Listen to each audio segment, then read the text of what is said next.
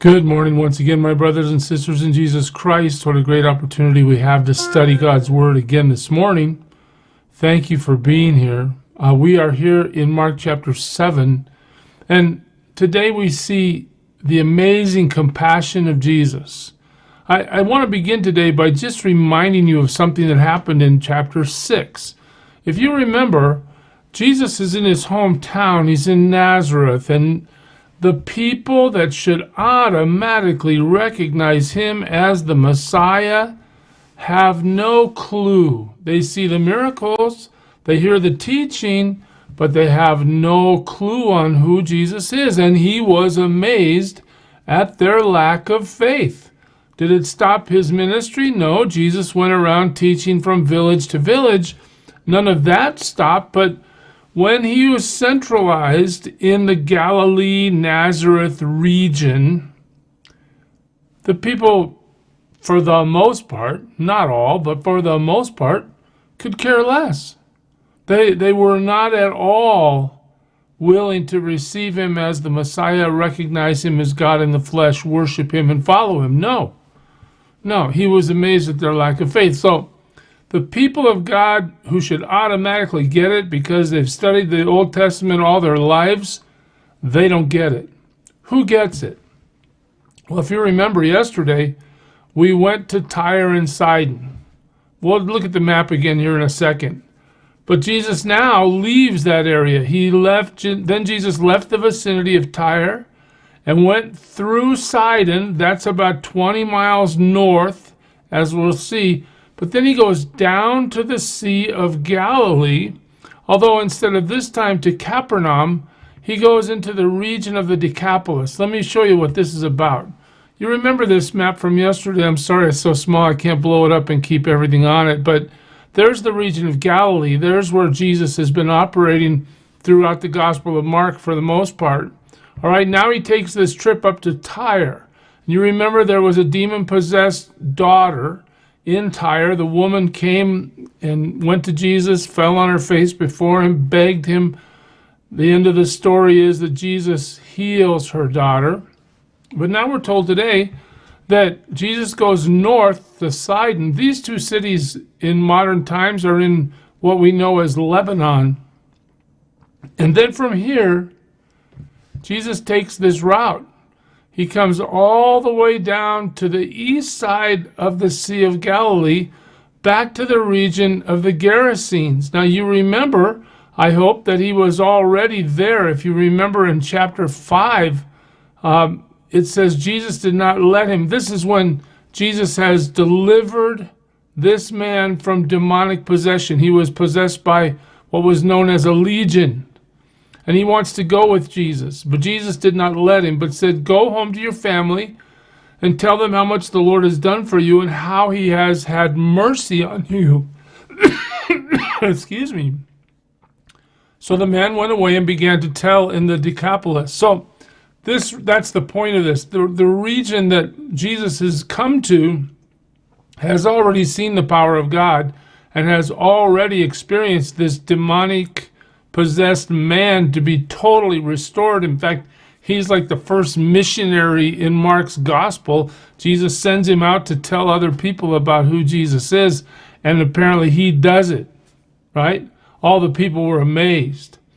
But recognize with me, please, that this area of the Sea of Galilee on the eastern shore is largely pagan Gentile. It's not necessarily Jewish at all.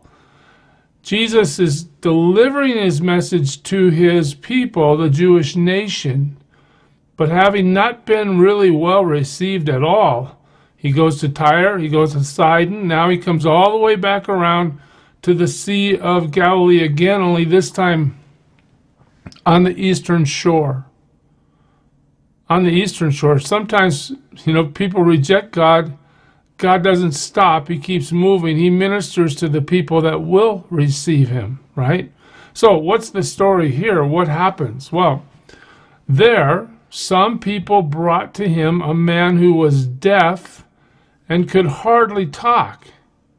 Now, even today, these are maladies that are irreversible. maybe this man had some kind of speech, a muttering something, but no definitive speech. He couldn't hear at all. If you've ever been with a deaf person who is trying to talk, sometimes they can sort of sound like they're making words based on their experience, but not always.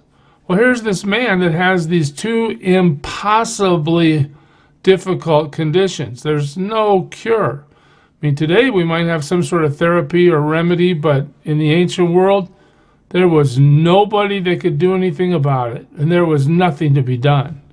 These people bring this man to Jesus, and what do? They beg him. This is just like the woman in Tyre, remember, who had her daughter healed from demon possession. She begged Jesus. Now these people, this group of people in this region of the Decapolis, are begging Jesus. And what do they want from him? They want him to place his hand on the man.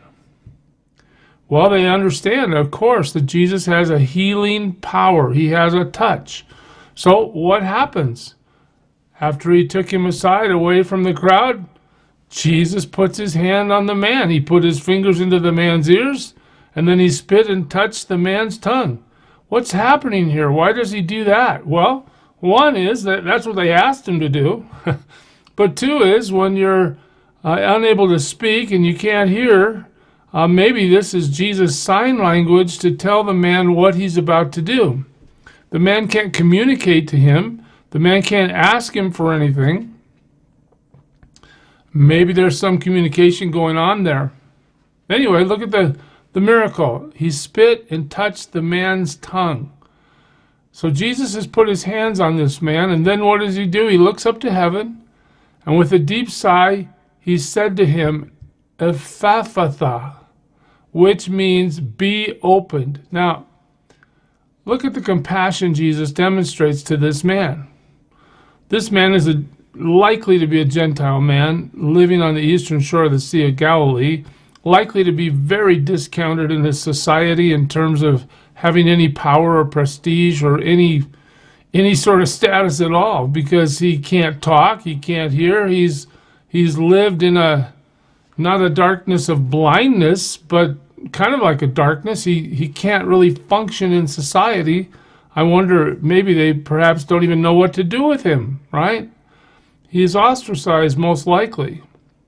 And now at the command of Jesus Christ, the Savior, the one who created the world, right? If you read John chapter 1, right? He creates the world. Colossians chapter 1, Jesus creates and sustains the world. The New Testament tells us over and over that Jesus is the creator who brought creation into existence through his word. Now he speaks a word, be opened. He's talking to this guy's mouth and tongue. He's talking to this guy's ears. And instantly it's hard to just imagine what this must have felt like. Those ears, those canals, those cochlea and all the other parts of the ear physiology, they line up. That nerve that runs to the brain reconnects. That tongue becomes not just manageable, those vocal cords become not just fixed, but this man begins to speak. Why? Because the Creator has commanded it. Be open. Nothing stops the command of Jesus. Nothing. When he commands, his creation submits to his command. Well, here we see it. Watch this. At this, the man's ears were opened, and his tongue was loosened, and he began to speak plainly. Well, can you imagine? Can you imagine the miracle and what the crowd's going through here? They wanted to see Jesus do it.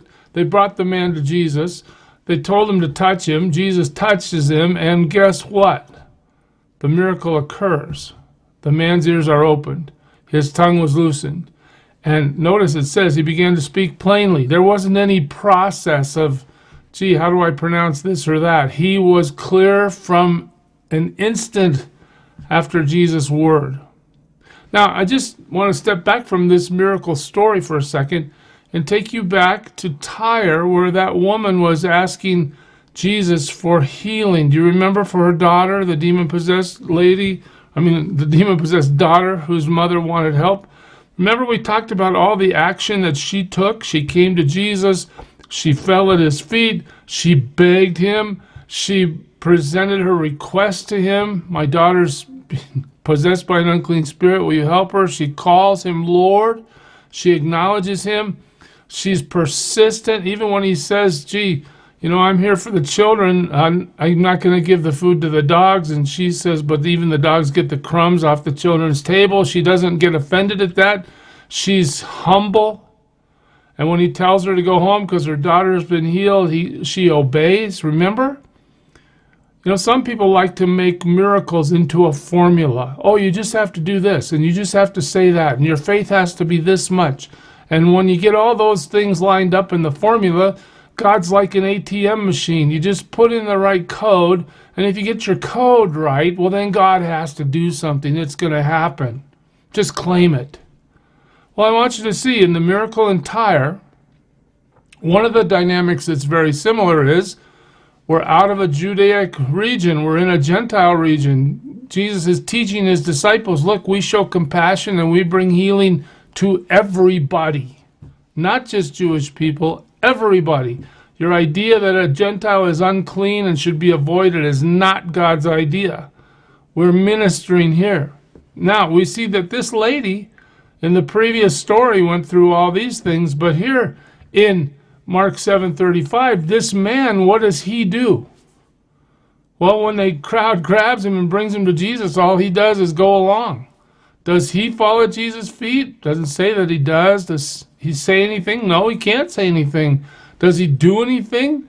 No, it doesn't say anything about his activity regarding some formula that would make this healing happen.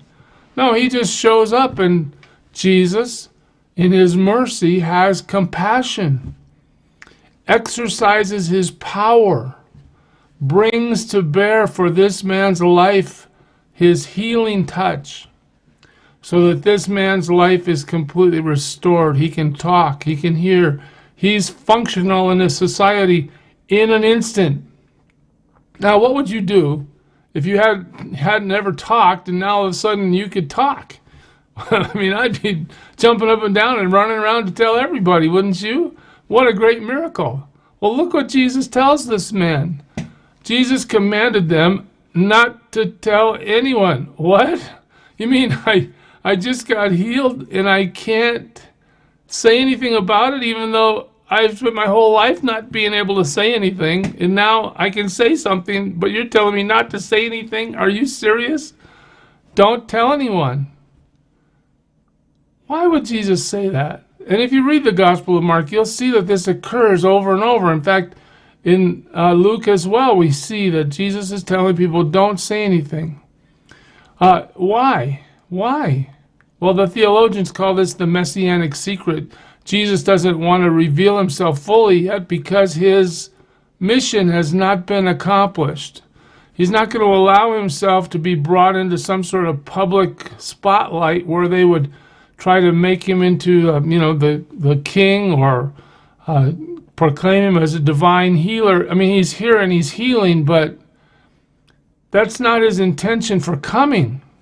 He's demonstrating he is the Messiah, but the Messiah's job is to die as a sacrifice for sinners. That's why he came, and until that gets accomplished, we're not going to bring that up, bring his healing up to some different level. He just says, don't say anything. Well, of course, they can't do that, but the more he did so, the more they kept talking about it. I mean, this is wildfire, right? It's spreading, but let me take you to Luke just for a second before we quit today and show you this sequence. Maybe this will help you, but what about you? Jesus is asking his disciples, who do people say that I am? And they speculate. Some say Elijah, some say John the Baptist. Well, Jesus says, but what about you? Who do you say that I am? Peter answered, you're the Christ of God. Well, that's right on. You read Matthew's account of this in Matthew 16, and Jesus even tells him, flesh and blood didn't give this to you, Peter, but the Spirit of God. The Father gave this to you to understand who I am. But now in Luke, look what he says. Jesus strictly warned them not to tell this to anyone. And now here you see why. Because the mission hasn't been accomplished, right? Listen, it says, and he said, the Son of Man must suffer many things and be rejected by the elders, chief priests, and teachers of the law, and he must be killed on the third day, and on the third day be raised to life. See verse 22, there it is. The Son of Man has got to go through this before the story is complete. Of course, you remember after the resurrection, Jesus is telling them, tell everybody. Tell everybody. But back to Mark 7 as we conclude today. People were overwhelmed with amazement. They're listening to this guy talk. He can hear now. He can respond. They are overwhelmed. Wouldn't you be? I would be. And here's the epilogue to this story. They say, he has done everything well, they said. He even makes the deaf hear and the mute speak. What does that tell us? He even does what only God can do. There's no power, no one beside Jesus that can exercise this healing with a word. Only the Lord. So the Lord has compassion on the discounted. He's teaching his disciples to deliver the truth to non-Jewish people with the same kind of compassion that he has for the Jewish people. He knows he's going to be rejected by the Jewish people, but he knows as well that the Gentiles, and a whole bunch of Jewish people as well for that matter, are going to believe, and the church will thrive once these things occur, once he's risen from the dead. Well, we'll see that as we continue on in the Gospel of Mark, church. I pray you serve him well today. God bless you.